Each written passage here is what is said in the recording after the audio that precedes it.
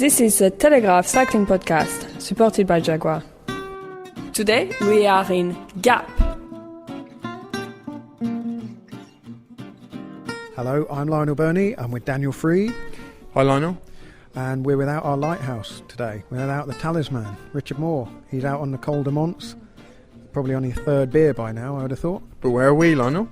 We're where we always are in Gap. We're outside this another ugly building on a trading estate where they stick us members of the press. We're surrounded by the Alps, so it's always quite nice when you're in the centre of Gap and you see all the mountains all around you, and the Alps are just on the horizon. We've got a rest day before that, and then the Alps, and then Paris, and then home. I don't want to skip to the end of the tour. There's still plenty to talk about between now and then. This evening, in Richard's absence, he's out on a not so secret kilometre zero assignment. We are joined by VeloNews Andy Hood. Good evening. And you're here because you are you're our man in Spain, really. You've got your finger on the pulse of everything Spanish. We had a Spanish stage winner today. Ruben Plaza won into Gap, attacked on the climb, held off a flying Peter Sagan on the descent. Tell us a little bit about Ruben Plaza. We know very little about him. Yeah, Ruben Plaza is one of these journeyman Spanish pros, kind of an old school guy. Started his career back in the early 2000s, bounced around to get his name kind of caught up in the Operación Puerto 2006. Restarted his career. He raced one season in Portugal, where a lot of those guys ended up. Kind of got a second chance in his career with Movistar, raced there quite a few years, and then joined Lampre this year. Veteran, experienced guy, knows how to race his bike, how to handle his bike. We saw him today descend like an absolute madman to fend off Sagan, a dramatic victory. Sounds like a fairy story, eh? The sort of one of those journeyman Spaniards who may or may not have been caught up in things that he perhaps shouldn't have been. But what a romantic tale it is. Well, it's interesting though. He didn't get asked many questions about doping or power outputs or anything in the press conference, did he? No, that's a very good point, actually. It seems that Friebe brought it up in his press conference today. Everyone always slings those arrows at him. I was at the Giro this year. Not one person asked Contador anything about his clenbuterol case, about his numbers, about him trying to do the double in the modern peloton. There was not one question the entire Giro along those themes. I know we don't want to dwell on the power output issue too much at all, if at all. However, at the finish this afternoon, I spoke to Fred Grapp, the physiologist at FDJ. There are moves afoot initiated by Fred Grapp to start some kind of voluntary organisation. Now, don't all switch off now, because I know we've had it up to the eyeballs with voluntary organisations assuring the credibility of cycling, but Fred Grapp wants to start with fellow physiologists. There's a group of them that often exchange ideas. They have a big meeting every year before the Tour de France. They're going to set up a voluntary organisation where they actually are taking raw data off riders, and they're going to have a working group, and they're going to assess things, and they are going to draw conclusions. I don't really know how they're going to police it, what they're going to do if someone falls foul of the thresholds that they establish. But he's fed up of he was fed up of the report last night on France Television about Chris Froome. And another thing that Fred Grapp is going to do, he's going to organise a course for us journalists around about Christmas time in Paris, so that we can go and we can get a lesson on power outputs and how to interpret them, and how to report this issue. Very thoughtful of him to arrange it for Christmas time in Paris. That'll be certainly a trip we'll all be on, I'm sure. So today's stage then, stage number 16, getting close to the end now. It was from Bourg-de-Péage near Valence over to Gap, the gateway to the Alps, so to speak. Well, not so to speak, it literally is the gateway to the Alps. Now, we drove the course today, Daniel, didn't we? Because, for a couple of reasons. One, we wanted to drop Richard off at the top of the Col de Manse for his assignment. And secondly, because the off-course itinerary, which a lot of the race vehicles and particularly the team buses use to get from start to finish, because they can't drive on the course, was 370 kilometres long, and that caused quite a few logistical problems today. I've been making a Kilometre Zero episode about the team buses, and a lot of them didn't make it to the finish today because they had 370 kilometres to drive in the time that the riders had 201 kilometres to ride. There was a jackknife lorry on the autoroute, so some of the buses didn't get here. Fortunately, Team Sky, for example, who were staying in Sisteron, they brought their bus and took, I think, a camper to the start, various other teams. There was a real logistical nightmare of a day for some of the teams. The most notable thing about our day out on the road, I think, was passing Oleg Tinkoff, wasn't it? The Tinkoff Saxo team owner. He was in full camouflage fluorescent kit, riding his bike very fast. I thought he looked quite impressive, actually. The other very significant thing that we saw, or we were looking out for, was Balocchi Corner, of course, on the Col de Manse, the infamous spot where Joseba Balocchi came off in 2003. Pretty much, as you pointed out, the timeline or ruined his career, that crash. And that descent, we knew it was going to be, well, we knew it would cause problems, and so it proved, didn't it, in the stage. Very narrow, gnarly descent, rugged surface, some nasty tight bends, blind bends, and there was a very spectacular crash, wasn't that, involving Geraint Thomas and Ruben Plaza. I don't know who of you spoke to Van Garderen at the finish line, but I'm led to believe he said that it was Barguil's fault. I think we'll hear from Warren Barguil in just a second. He said it was Van Garderen's fault. And Thomas, he was fairly ambivalent, as he usually is about most things. Yeah, I mean, he, as we'll hear, he did say, he was mystified as to why riders don't just, on a descent that's as notorious as that, why they don't just go down in single file. What's the difference between being third or fifth? But yeah, spectacular crash. Barguil came up on the right-hand side of Thomas and basically barged him. Thomas then went flying over a white picnic chair, hit his head on a telegraph pole and plummeted over the edge out of sight. Fortunately, something broke his fall, and a French spectator helped him back out. And he made a comment that he lost his distinctive white sunglasses, and he's annoyed about that because they don't make them anymore. I think they must be Oakley's. Well, shall we hear from him? Well, we shall hear from him, yeah. So this is Geraint Thomas at the finish talking about his crash. Bad in the fact that I lost, time, but which is annoying. You make the effort to get over the climb, and then I don't understand some guys. Just go down the hill in one line. What's the?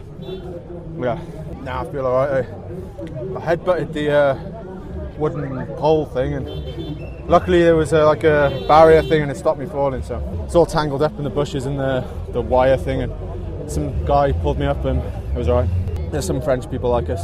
It was Wout. They were telling him to stay with Friebe for the descent, make sure he's okay. And then Wout, I don't know. I just saw him then with a K to go, and he helped me. So thank him for that. It wasn't too bad. It was just you get on a new bike and you're just annoyed that you're just got wiped out. The doctor will ask me a few questions, my name and stuff. Tell him I'm Chris Froome. So that was Geraint Thomas, his version of events. What about Warren Barguil of Giant Alpecin, who, well, he made final contact with Thomas, but what did he make of the crash? I saw the corner and I was starting to brake, and you have a TJ just behind me, pushed me on the shoulder, and I lose my finger on the brake. And it's 2 seconds when you can't brake, and it was too late. And really sorry for Geraint, because it was not on purpose. And, I'm really sorry. So that was Warren Barguil. Andy, did you speak to TJ Van Garderen afterwards? Sure, every person has their own version of events in this situation. Van Garderen said that Barguil was trying to come over him, going into that corner, fighting for position. So they touched shoulders. Barguil was saying that he couldn't brake for a few seconds. That's what took him off his line. Van Garderen shot through, and he was definitely laying the blame on Barguil in that situation. Well, it was a very difficult descent. It was difficult enough to drive, even in our smooth-handling Jaguar. I was driving down the descent, and a lot of the corners. What's deceptive about it is that some of them are tight and some of them are not so tight. So the riders, when they're on the limit, they get lulled into thinking that one corner might be like the last, and that you might be able to take a similar sort of line. It's sometimes quite difficult to see when you're going into the corner how the exit of the corner is, and of course, as Daniel says, the road surface is pretty rutted. I spoke to Jakob Fuglsang of the Astana team afterwards. He was actually with Tony Galopin, who went straight on one of those hairpin corners, and it gave him the heebie-jeebies, I think, because he then lost quite a lot of time. I think he was already off the back over the climb anyway, but he had a pretty wretched time on the descent, and he's plummeted out of the top 10 to 11th. So this is Jakob Fuglsang talking about the Col de Manse. Jakob, we've seen the descent in the Col de Manse several times in the Tour de France. There always seems to be incidents. What do you make of using that road? Because it's a very challenging descent for the riders, isn't it? Yes, it is. Of course, everybody knows that it's a place where you can make up time if you take risk. And it seems like every year somebody takes the risk, but that's in the end of the day that's part of the racing. I was in a group with Tony Galopin, who went straight. I don't know if anybody else crashed, but I hope that Tony didn't hurt himself and hope that nobody got hurt. What happened to Tony? We didn't see it on the TV. He went straight in the corner. He completely missed the corner. I think he was maybe not there anymore, and we're pushing it a little bit too hard, and was going too fast, trying to catch up, and he looked like he completely oversaw the corner. The corners are very tight, but some of them are very fast also, and the road surface is, sometimes not the best. Is it one of the most challenging descents in the Tour route? That I don't think, and the road surface in the end now is better than it was a few years ago, so it's not terrible. And when one person takes a risk, other riders have to follow. If they don't want to lose time, that's how the game is. Fairly pragmatic answers from the Dane there. I suppose you could summarise that as saying the Tour is the Tour. You have to go down as well as go up, don't you? But we know that descent always creates stories. The GC battle wasn't necessarily as exciting as we might have hoped. Everyone bar Geraint Thomas and Tony Galopin got down safely. Vincenzo Nibali attacked. Alberto Contador attacked first, but Vincenzo Nibali made it stick over the top, and he gained, approaching half a minute. But really, I mean, it's what is it? It's just a sort of token effort at this stage, isn't it? Yeah, it was the equivalent of a sort of I know that people hate the footballing analogies, but it was kind of a Cruyff turn in the corner, a shimmy, and some kind of truffle shuffle, and a 45-yard howitzer into the top corner when you 4-0 down. Very good analogy though. Very good analogy. How do you see the GC battle shaping up at the moment, Andy? We've got the rest day tomorrow, and then four difficult and not dangerous, but four difficult and varied stages in the Alps. A different challenge every day. Yeah, I think the big story is really going to be on the podium. I mean, Froome looks really untouchable. I think Movistar is going to play their 1-2 punch. Valverde fourth, closing in on Van Garderen. But are they racing for that third place podium, or are they really trying to race to set up Nairo? For this, send Valverde up the road, force Froome to chase, send Nairo up the road, and then that might blow out some matches for Valverde. He might lose that podium spot trying to help Nairo win. So for the Americans, of course, that's a huge issue for TJ, who's riding in third into the Alps, best American ride. Well, since those bad old days, it's been a while since we had American bouncing near the podium. So that's going to be an interesting dynamic to watch how that third, fourth, fifth place plays out. If Van Garderen can keep that third place podium spot. I think Pralup is not good for TJ. Alpe d'Huez is better for him. But let's just hope Nairo can deliver a bomb and make the miracle, at least attack and put Froome in some trouble. What's the dynamic like in the Movistar team, particularly between Quintana and Valverde? They have this twin strategy, but it never seems terribly clear from the outside, at least, what their aim is. As you say, are they looking to catapult Quintana into first place as long a shot as that currently looks, or is Valverde's personal ambitions, which always seem to be to the forefront of his thinking, is he thinking, well, I can get on the podium, finish third, perhaps even second? Yeah, it's interesting because Valverde actually seems to be enjoying his role as a second fiddle to Nairo. Valverde's had some great collapses in the history of his career where he's basically just choked. And by having Nairo kind of have to carry that way, the team is actually helping him, kind of liberating him in a lot of ways. And he's been able to flow through this tour. Hasn't really done anything, really. He's been following wheels, doing a few jabs here and there. But I think he's only saving his matches for the Alps. That's what the whole team's thinking. They're really still frustrated about losing that time in the echelons. Because when you look at the time that Nairo has actually lost to Froome, it's only a little more than a minute in real time. Yeah, and if that was all that he had lost, you would almost say that the tour was going exactly to plan for them, because Quintana was always going to set a lot of importance on the last week, wasn't he? He was always going to look at these big stages with multiple alpine passes to gain time on Froome. Yeah. I mean, they're both dreaming of winning on Alpe d'Huez. Froome wants to win that stage in the yellow jersey. Nairo wants to deliver the miracle win for South America, the first yellow jersey for a South American rider. It has a potential to be a classic race, but I really think that they need to take back some time before going to Alpe d'Huez to have a realistic chance of trying to dethrone Froome with 3 minutes. And what about Alberto Contador? Because as Daniel pointed out a few days ago, Tinkoff Saxo seem to have thrown their weight a little bit more behind Peter Sagan, really. They were working for him in the lead-outs a few days ago. Contador doesn't seem to have the zip in his legs, certainly, that we saw in the Giro. Yeah, he has that give when his head kind of starts wobbling. We saw that in the Pyrenees. Really, you could see right away that Contador just didn't have the legs, didn't have the spark in his legs to really go with those accelerations. He looks like a wonderful thoroughbred dog that's about to be put down, doesn't he? Unfortunately, he kind of does when he's in that pose. Yeah, you almost kind of feel sorry for Contador in a lot of ways. Put the brave fight out for the Giro Tour job. I went to his press conference pre-tour. I came out there believing, man. It's like Alberto's going to do it. And then once we got in the Pyrenees, we just saw he got shelled by the Sky Gauntlet. And I think I seriously don't even see him challenging for the podium at this point. In top 5, even today's little tepid attack over the top of the Mont. He just doesn't have that power to stay and hold that gap to guys like Froome. I think even Oleg Tinkoff was going better than him today, wasn't he, out on the road? He was, and I don't know if Oleg, if riding alongside our car somehow rubbed off on Oleg, because I think Richard Moore, our esteemed colleague Richard Moore, put a tweet up earlier that Peter Sagan was the best rider in the Tour de France, and Oleg Tinkoff said exactly the same thing on France Television after the stage. Well, let's get to Peter Sagan, because that was the 3rd day in a row that he's been in a break. He now has what looks an unassailable lead in the green jersey. He's been hoovering up points, second again on the stage, which takes his number of second places in Tour de France stage wins to about 106, I think, at this count. But we were talking in the car as we were driving, and we heard the news that he'd got in the break, and we were talking about the fact that really, when you compare riders, and it's a bit like comparing all of the categories in boxing, isn't it? You can have the best pound for pound fighter, but might be a welterweight or a flyweight or a heavyweight.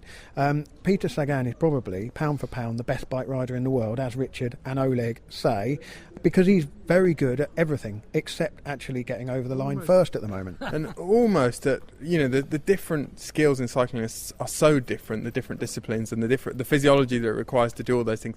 It's almost a hybrid of different sportsmen. It's almost, we used the football analogy earlier, but a lot of our American listeners, Hoodie's here. I know Hoodie's got a big following in America, so they'll have all tuned in tonight.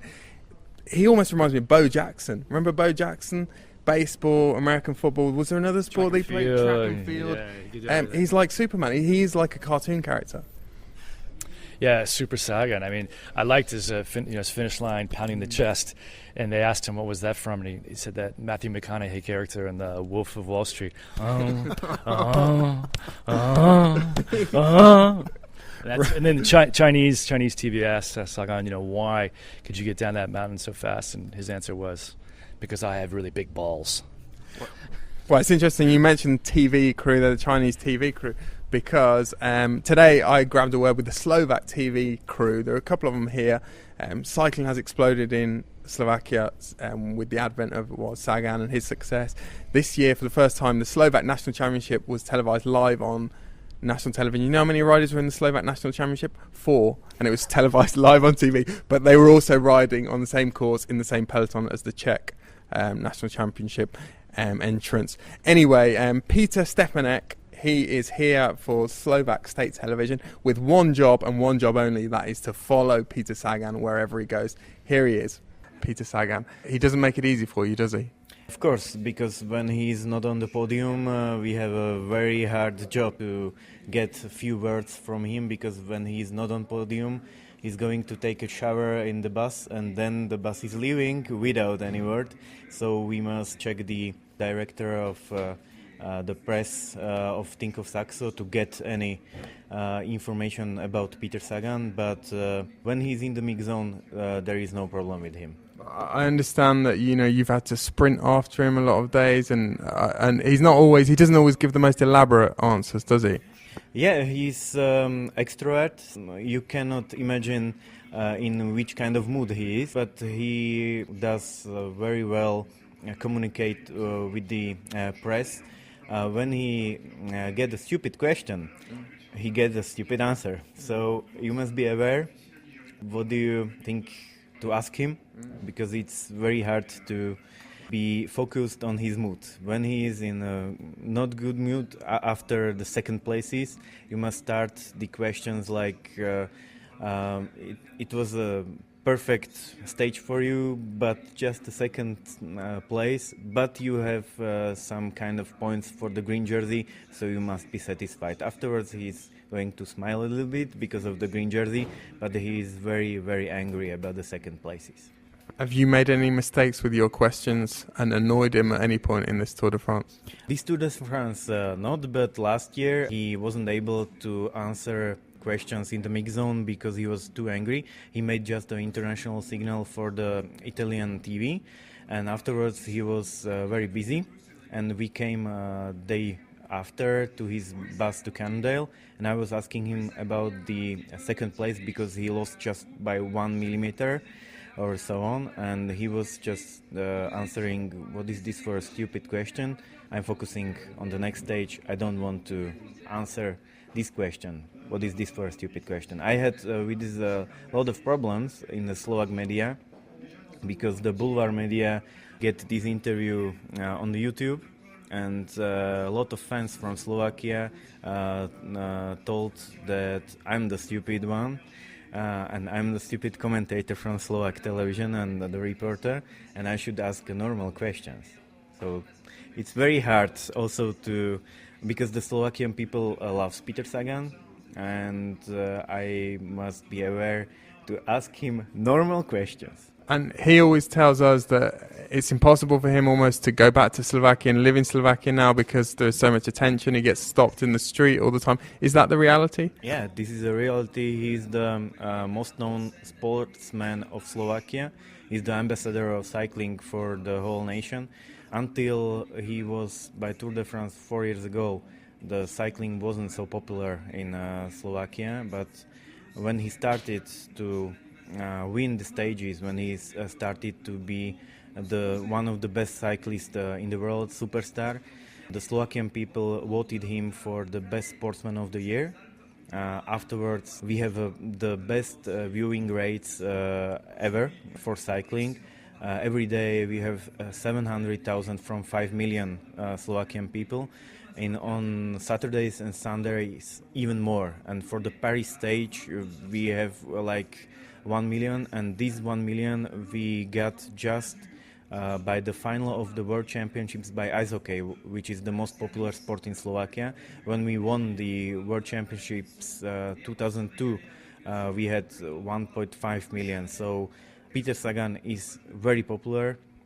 He cannot live in Slovakia because when he is coming to Slovakia, he cannot move from one street to another because he must sign some stuff. So this is true. He is the most popular sportsman in Slovakia. And now, le Pédaleur de Charme, supported by British Eurosport. Well, that brings us on very neatly to our daily Pédaleur de Charme competition, which is brought to you in association with British Eurosport, and it's for the most charming pedalling.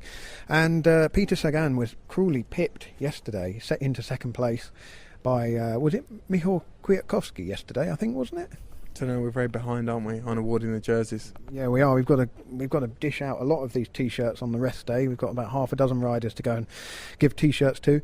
But today there can be no doubt, if for nothing other than the descent of the Col de Manse, Peter Sagan wins the Pédaleur de Charme. I mean, it was an extraordinary descent.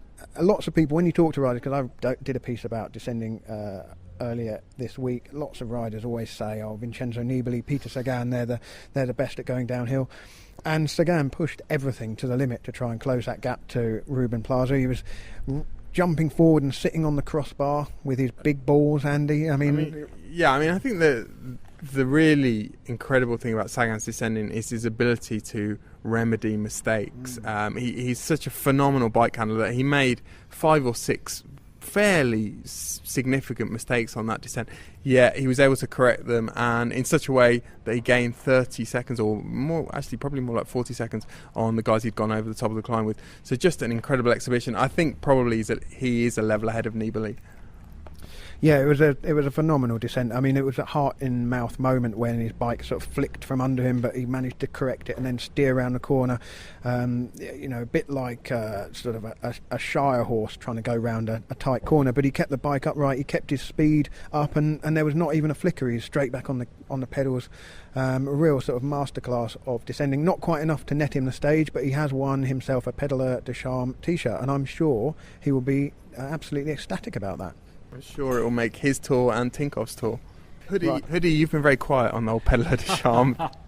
Well, after watching Sagan race this Tour de France, I will say right now, he's going to win the World Championships in my home country. You heard it here first. He never wins anything. He will win that He one. only wins in your home country, in fact, doesn't That's he? true. Yeah, he won the Tour of California. I mean, come on. He likes America beef. Fantastic. Can I tell the fantastic story about Peter Sagan's girlfriend at the Tour of California? I think it's probably safe for public consumption now. Apparently there was an incident, I think a day or two before the start of the Tour of California. Every team was warming up on the same bike path, I think. Was it Sacramento, Hoodie, where it started? Anyway, there was a team time trial, wasn't there, in the Tour of California? Was there a team time trial? I don't know anything about the Tour. I was at the Giro this year, sorry. Okay, well, anyway, all the teams were going out for their pre-Tour of California ride on this same bike path that was going up the coast somewhere in California. But Peter Sagan's girlfriend also joined Tinkoff Saxo team that day, and they were all riding pretty much in single file. I think she came out of the line on a bit of a chicane. The Giant Alpecin team were riding towards them en masse in single file, and she took out the whole team, I'm led to believe. Well, just lastly then, before we wrap up, because we need to go and pick up Richard from the Col de Manse. Hopefully he's sitting in the shade somewhere enjoying a cold drink, but we don't want to leave him sat up there too much longer into the evening. Andy, what are the highlights you're looking forward to of the 4 Alpine stages? Which one really stands out for you the most? Yeah, of course, the stage Alpe d'Huez. I mean, it's going to be an epic battle. I think, I think Froome's going to win. He has this thing pretty much wrapped up under control.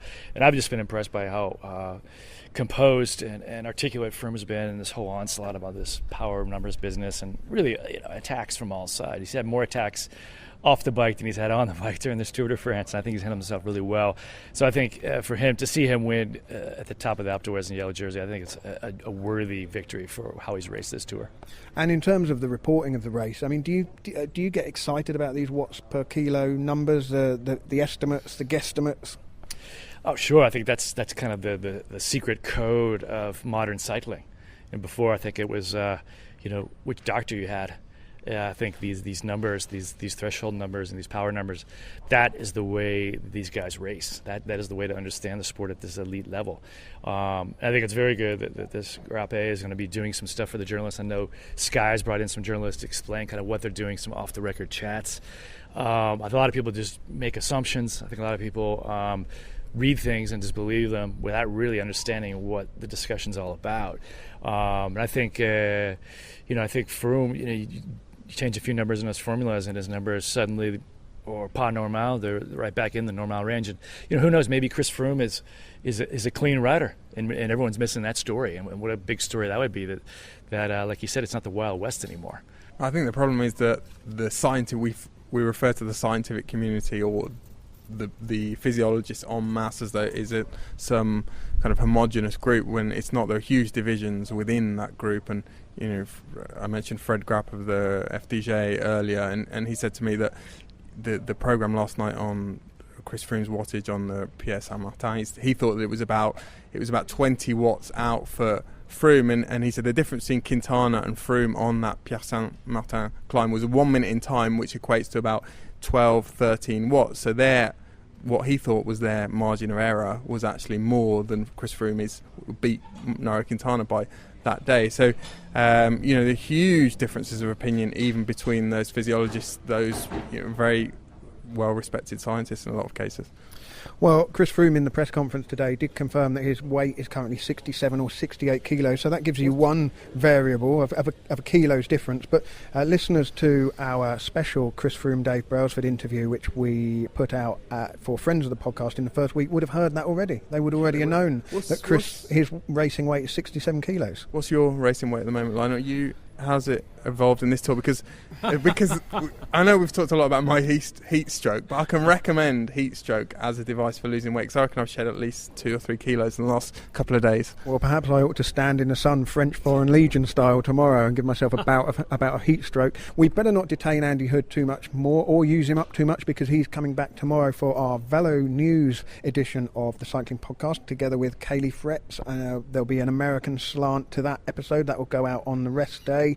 Just a plug for a couple of things that we've done. American flavour to our Kilometre Zero today. Daniel's put together the Lance Armstrong episode of Kilometre Zero. It's divided the internet in half, well, perhaps not even half, but in two. One very small segment who think it was a great episode, and then 98% of people who think we were completely out of order for even discussing Lance Armstrong. Those figures may not be verified, but something in that ballpark. And coming up later this week, it's Monday already, isn't it? Coming up later this week, we will finally be releasing for friends of the podcast, The Perk, which is the podcast's response to Cycling's Independent Reform Commission report, which was published in March. We've gathered interviews and we've chewed over all the various different angles of the doping/anti-doping debate, and we're finally ready to release it to the world, aren't we, Daniel? We are. Interviews from, can we name some of the interviewees? Antoine Weyer, Brian Cookson, Jörg Yaksha. Who else? Paul Voss, who's riding the Tour de France. One other rider we're hoping to get tomorrow. Hayo Seppelt, the ARD reporter, a specialist on doping matters. Jonathan Vaughters. And others. And ourselves, Richard Moore, Daniel Friebe and myself. Well, let's wrap it up there and go and pick up Richard from the mountain. Andy, we will hear from you in the VeloNews edition of the Cycling Podcast. Thank you very much. Good night, fellas. Thanks. And Daniel Friebe, thank you. Thank you. During the Tour de France, listen twice a day to the Telegraph Cycling Podcast, supported by Jaguar. There is all the latest interviews and analysis from every stage in the evening show. And in the morning, Monday to Friday, Kilometre Zero will take you inside the tour in the company of the podcast team, Richard Moore, Daniel Friebe and Lionel Birnie.